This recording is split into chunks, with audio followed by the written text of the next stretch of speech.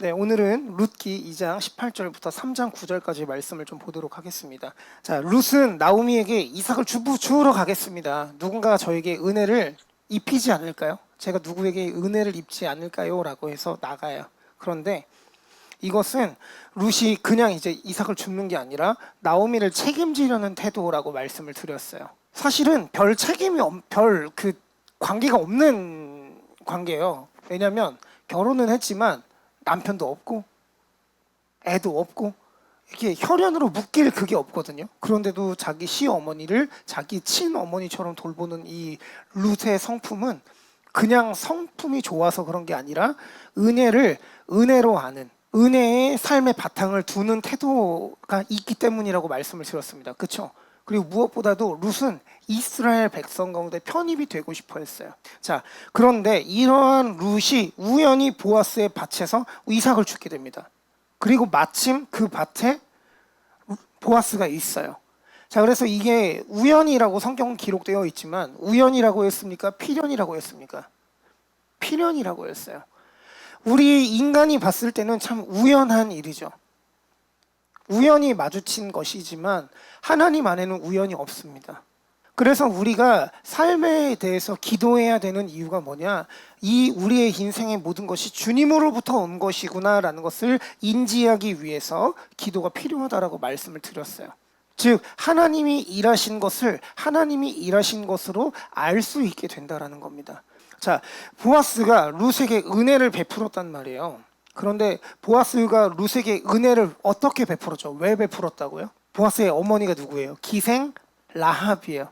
이 기생 라합은 여리고 사람이에요. 그러니까 이스라엘 백성에 있던 사람이 아니란 말이에요. 그런데 여리고 여자였던 그 기생 라합이 여리고 전투를 통해 이스라엘 백성 안으로 들어와서 지금까지 있었더라라고 여호수아 6장에 기록이 되어 있어요. 이 보아스의 어머니가 기생 라합이었고 자기 어머니가 이방인이었다라는 것을 다른 이방인들을 볼 때도 편견이 있어요, 없어요?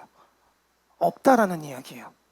그런데 본인이 그런 상황 가운데 있었다라는 것은 보아스가 룻을 이방 여인이 아닌 그냥 순수하게 인간으로서 바라볼 수 있었다라는 거죠. 그래서 보아스가 보니까 이 룻이라는 여자가 이스라엘 백성보다도 더 이스라엘 백성다웠던 거예요.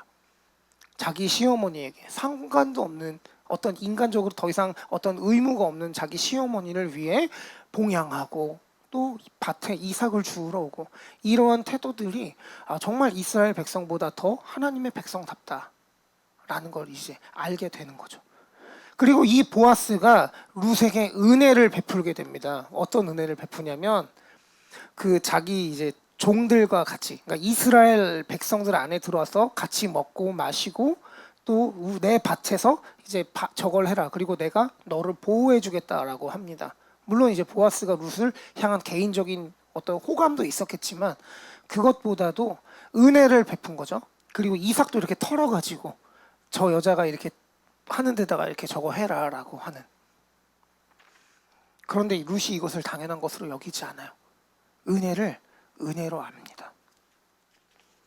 이제부터 오늘 본문을 살펴보도록 하겠습니다. 18절이에요. 그것을 가지고 그게 뭐예요? 그 밭에서 주운 이삭들을 가지고 성읍에 들어가서 시어머니에게 그 주운 것을 보이고 배불리 먹고 남긴 것을 내어 시어머니에게 드리매 시어머니가 그에게 이르되 오늘 어디서 주었냐 어디서 일을 하였느냐 너를 돌본 자에게 복이 있기를 원하노라 하니 그러니까 이 나오미는 지금 뭐냐면 알고 있는 거예요. 뭘 아냐? 룻이 이방 여인이잖아요. 이방 여인이니까 분명히 이대로 밭에 가면 어떤 수치와 능욕을 당할지를 알고 있었을 거예요. 그리고 그래서 조마조마했을 텐데 웬걸 며느리가 얼굴 표정이 밝아요. 제 예상이에요. 얼굴 표정이 밝아요. 왜냐하면 배불리 먹고 남은 거니까. 그리고 얼마나 이삭을 주워왔다고요? 한 오멜. 오멜이 얼마에 22리터라고 말씀드렸잖아요. 그거 생수통 2리터짜리 11개. 진짜 많이 가져간 거잖아요. 쌀 반의 반가마, 4분의 1가마니까 20kg가 넘는데 이거를 주운 걸 보고 입이 떡 벌어진 거죠. 너 어디 갔다 왔어? 너 무슨 일이 있었던 거야? 너를 돌본 자에게 하나님이 복을 주셨으면 좋겠다라고 하니까 룻이 이제 이야기하는 거예요. 그 사람이 보아스라는 사람이에요, 어머님. 그랬더니 나오미가 며느리에게 이르되 그가 여호와로부터 복받기를 원하노라. 그가 살아있는 자와 죽은 자에게 은혜 베풀기를 그치지 아니하도다 하고, 자, 여기서 살아있는 자는 누구고 죽은 자는 누구겠어요? 살아있는 자는 누구겠어요? 살아있는 자는 그쵸, 룻과 나오미일 거고 죽은 자는 엘리멜렉일 거예요. 그러니까 이게 지금 뭐냐면, 우리가 대가 지금 끊긴 상태잖아요. 이 가정이 대가 끊긴 상태란 말이에요. 남자가 없어요. 희망이 없는 가정에 보아스가 우리에게 뭘 주겠구나, 복을 주겠구나, 우리의 대가 끊기지 않게 하겠구나라는 희망을 본 거예요. 그래서 나오미가 이걸 어떻게, 증거가 뭐냐, 나오미가 또 그에게 이르되 그 사람은 우리와 가까우니 우리 기업을 물을 자 중에 하나이니라, 친족이다라는 걸 이제 이야기를 하는 거예요. 그래서 모압 여인 룻이 이르되 그가 내게 또 이르기를 추수를 다 마치기까지 너는 내 소년들에게 가까이 있으리라 하더이다 하니, 나오미가 며느리 룻에게 이르되 내 딸아 너는 그의 소녀들과 함께 나가고 다른 밭에서 사람을 만나지 아니하는 것이 좋으니라 하는지라. 다른 데 가서 괜히 저거 하지 말고, 다른 밭에 가서 괜히 욕 보지 말고 그 보아스 밭에 계속 있어. 그리고 그 사람이 너한테 뭔가 굉장히 좋은 마음이 있는 것 같다라는 걸 알았겠죠. 이제 룻이 보아스의 소녀들에게 가까이 있어서 보리추수와 밀추수를 마치기까지 이삭을 주우며 그의 시어머니와 함께 거주하니라. 그래서 이제 룻이 그때까지 추수가 마칠 때까지 계속 보아스의 밭에 있는 거죠. 자, 룻은 나오미에게 자신에게 있었던 일을 이야기하면서 조언을 들어요. 근데 이게 뭐 중요한가 싶지만, 여러분, 나이 어린 사람이 나이 많은 사람의 조언을 듣는 게 이상합니까? 안 이상해요. 그건 뭐 어떻게 보면 당연한 거라고 보고, 물론 요즘 젊은 것들은 잘 듣지도 않지만 그래도 굉장히 당연한 거예요. 모르면 들어야죠. 자, 보세요. 룻은 하나님의 백성으로 편입되기를 희망해서 나오미를 따라다닌 거예요. 그러니까 무슨 얘기냐면, 나오미가 하나님의 백성이잖아요. 그렇죠. 이스라엘 백성이니까 나오미가 하는 말이 룻에게 있어서는 이스라엘 백성의 표준인 거예요. 표준. 때문에 나오미의 말을 따르는 것이 옳다고 생각했을 거예요. 본문을 좀 살펴보겠습니다. 룻의 시어머니 나오미가 그에게 이르되 내 딸아 내가 너를 위하여 안식할 곳을 구하여 너를 복되게 하여야 하지 않겠느냐. 이게 뭐냐면 슬슬 그 재혼에 대한 이야기를 꺼내는 겁니다. 내가 함께하던 하녀들을 둔 보아스는 우리의 친족이 아니냐. 보라 그가 오늘 밤에 타작마당에서 보리를 까불리라. 그런즉 너는 목욕하고 기름을 바르고 의복을 입고 타작마당에 내려가서 그 사람이 먹고 마시기를 다하기까지는 그에게 보이지 말고, 그가 누울 때에 너는 그가 눕는 곳을 알았다가 들어가서 그의 발치 이불을 들고 그에게 누우라. 그가 내 할 일을 내게 알게 하리라 하니, 룻이 시어머니에게 이르되 어머니의 말씀대로 내가 다 행하리이다 하니라. 그가 타작마당으로 내려가서 시어머니의 명령대로 다 하니라. 자, 이게 지금 무슨 얘기냐면, 나오미가 룻에게 보아스의 침실로 들어가라고 이야기하는 거예요. 이 말이 이상하지 않으시다면 여러분은 아침 드라마와 그 일일 연속극을 많이 보셔서 그럴 수도 있어요. 어떤 자기 며느리에게, 물론 지금 남편이 죽은 뒤긴 하지만 자기 며느리에게 다른 남자의 침실로 먼저 들어가라고 이야기를 하는 거예요. 여기서 우리는 계대혼인법에 대해서 생각을 좀 해야 돼요. 자식이 없이 죽으면 가까운 친족, 가까운 순서대로 그 책임을 물어야 되는 거죠. 보아스는 엘리멜렉의 친족으로서 기업을 물을 자격이 있는 사람이었어요. 그런데 오늘 본문에는 나오진 않고 내일 본문에 나오겠지만, 다음 주 본문에 나오겠지만, 보아스보다 더 가까운 친족이 등장을 하게 돼요. 존재해요. 있어요. 나오미는 이거 알았을까요? 몰랐을까요? 아는지 모르는지는 모르겠는데 이거 되게 경솔한 거예요. 만약에 그랬다면 보아스와 이야기라도 한번 해볼 수 있는 거 아닐까요? 보아스는 지금 계대 혼인법 자체를 본인이 이렇게 적어할 생각이 없어요. 왜냐면 자기가 순서에서 뒤로 밀려 있기 때문에 그래요. 자기보다 더 가까운 친족이 있기 때문에 그래요. 그런데 그거를 지금 나오미는 몰라요. 자, 게다가 여러분 보십시오. 룻은 지금 이스라엘의 제도에 대해서 모르는 상태죠. 무지한 상태란 말이에요. 그러니까 시어머니가 나오미가 이스라엘 백성인 나오미가 시키는 대로 해야 되는 거란 말이에요. 여러분 보십시오. 나오미의 마음이 선합니까? 안 선합니까? 지금 룻을 이제 보아스에게 보내려고 하는 나오미의 이 마음이 선해요? 안 선해요? 안 선해요? 선하죠. 아까 뭐라고 기록되어 있냐면 이렇게 기록되어 있습니다. 내가 너를 위하여 안식할 곳을 구하여 너를 복되게 해야겠다라고 기록이 되어 있어요. 그러니까 선한 마음이에요. 그런데 여러분, 선한 의도에 반드시 선한 결과가 따라오는 건 아닙니다. 의도가 선하다면 그 과정 역시 선해야 되는 거예요. 우리는 때때로 의도가 선하기 때문에 결과만 좋다면 과정 따위는 상관없다라고 하는 태도를 굉장히 많이 가질 때가 있어요. 의도가 선하다면 우리는 과정 역시도 돌아봐야 돼요. 여러분, 의도가 선하니까 괜찮잖아 라고 말하는 건 그것을 당하는 사람 입장에선 그렇게 얘기할 수 있지만 그것을 진행하는 사람이 그렇게 이야기하는 거는 그거는 안 되는 거예요. 왜냐하면 의도가 선하다는 이유로 모든 과정을 정당화하려고 하는 거기 때문에 그래요. 교회 일 하다 보면 사람이 상처 입을 수도 있는 거라고요. 큰 일을 하다 보면 사람이 다치고 여러 가지 안 좋은 일들이 일어날 수도 있는 거라고요. 원래 다 그렇게 하는 거라고요. 원래 그렇게 하는 법이 다 어디 있습니까? 정말 그것이 하나님이 영광 받으시는 일이라고 할 수 있겠습니까? 잠언 16장 2절에 이렇게 기록되어 있어요. 사람의 행위가 자기 보기에는 모두 깨끗하여도 여호와는 심령을 감찰하시는 분이에요. 여러분, 하나님께서 심령을 살피신다라는 것은 우리의 과정을 보신다는 의미이기도 해요. 여러분, 과정이 왜 중요할까요? 하나님께서 우리의 삶의 주인이 되신다라는 것을 인정하기 때문에 과정이 선한 겁니다. 우리가 하나님의 말씀대로 하나님의 뜻대로 삶을 살아가려고 하다 보니까 우리의 과정이 하나님 앞에 선해질 수밖에 없는 거예요. 그런데 하나님은 하나님의 영광을 위한 일이라고 하면서 하나님의 말씀과 상관없이 과정을 진행한다고요? 그러면 그 결과가 하나님이 영광 받으시는 거라고 할 수 있겠습니까? 우리가 지금 잘못 생각하고 있는 거 아니에요? 내가 과정이야 어쨌든 결과만 좋으면 된다라고 하는 내 의도를 관철시키려고 하는 그 태도가 내 삶의 모든 결과가 하나님 손에 있다라는 사실을 부정하는 건 아닙니까? 내가 결과를 만들어내야 하나님이 영광 받으실 수 있다고 교만하게 생각하는 건 아닙니까?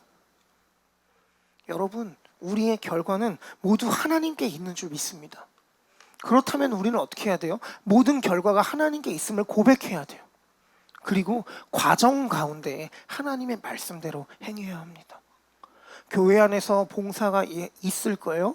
교회 안에서 여러분이 식당 봉사하시고 교회 안에서 또 이렇게 교제하고 하시다 보면 여러분 가운데 상처받으실 수 있는 일이 분명히 있을 겁니다.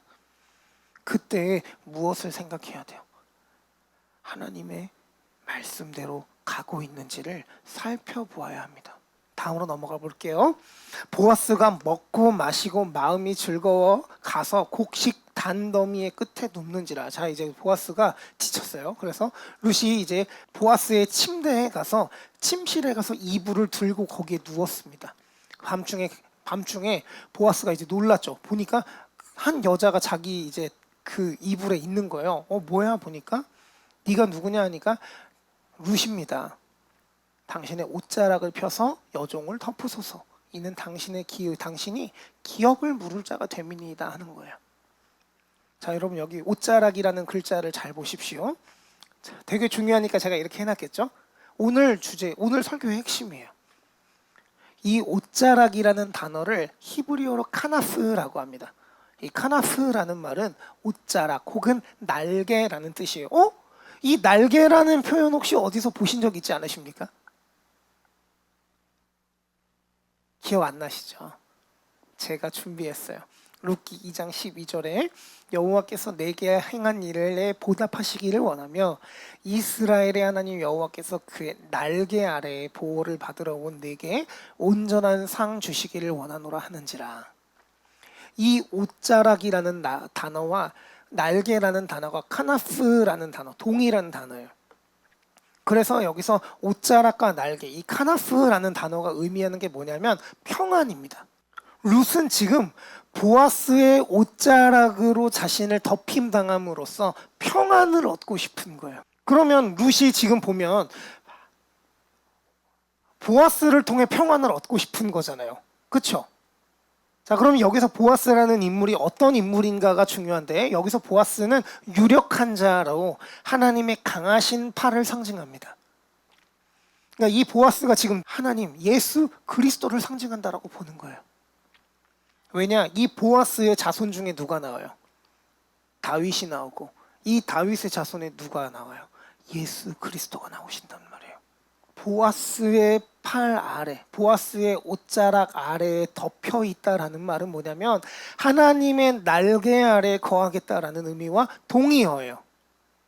기업을 물음으로써 제가 남편이 있는 여자가 되고 그 남편이 이스라엘 백성이기 때문에 저 역시 이스라엘 백성 안에 들어가고 싶습니다라는 의미라는 거예요. 그래서 여러분, 우리 역시 하나님의 카나스 아래 거해야 합니다. 하나님의 날개 아래 거하는 저와 여러분 모두가 되기를 바랍니다. 자, 그러면 왜 우리가 하나님의 날개 아래 거해야 될까요? 자, 여러분, 모든 인간은 행복을 추구하며 살아가요. 맞죠? 우리 맨날 전도할 때, 그래서 처음에 잘 모를 때 이런 말에 현혹돼서 오잖아요. 아, 현혹이라고 표현하면 좀 그런가? 설득돼서 오잖아요. 자, 이 땅에서 예수님 믿으면 이 땅에서 행복하고 죽어서 천국에 간다. 이 땅에서 예수님 믿으면 뭐 하대요? 행복하대요. 모든 인간은 행복을 추구하며 살아가요. 그래서 돈도 버는 거고, 그래서 일도 하는 거고, 그래서 가정도 꾸리고 하는 거죠. 그런데 이 땅에서 우리가 행복할 수 있나요? 행복할 수 없죠. 행복할 수 있어요. 잠깐. 왜냐? 모든 인간이 죄인이기 때문에, 우리의 죄성 때문에 우리는 이 땅에서 온전한 행복, 성경으로 말하면 온전한 평안을 누릴 수가 없습니다. 이 땅에서 샬롬 할 수가 없는 거예요.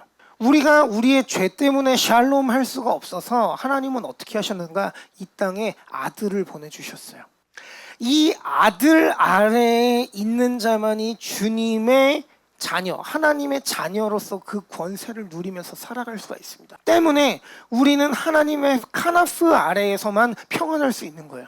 우리가 이 땅에서 주님 없이 행복할 수 있다. 주님 없이 이 땅에서 참 평안을 누리면서 살아갈 수 있다라고 생각하는 자체가 교만이에요. 우리는 하나님 없이는 단 한순간도 우리의 삶을 유지할 수 없는 존재입니다. 평안할 수 없어요. 이 땅 자체가 악한데요. 하나님의 날개 아래에 거하는 저 여러분 모두가 되기를 바랍니다. 말씀을 마칩니다. 우리는 행복을 추구하며 살아가요. 그렇죠? 행복하고 싶으니까 어떻게 해요? 과정을 다 무시하고 결과만 추구하면서 살아가죠. 우리는 행복하기 위해 가장 중요한 것은 하나님의 은혜를 구하는 겁니다. 은혜의 삶의 바탕을 두고 하나님의 카나프 아래, 하나님의 날개 아래에 거하는 거예요. 하나님의 옷자락으로 우리를 덮으시는 거예요. 그 하나님 안에 있을 때 참 평안을 누릴 수 있음을 기억하시고 하나님으로 말미암아 참 평안을 누리는 저와 여러분 모두가 되기를 예수님의 이름으로 축복합니다. 기도하겠습니다.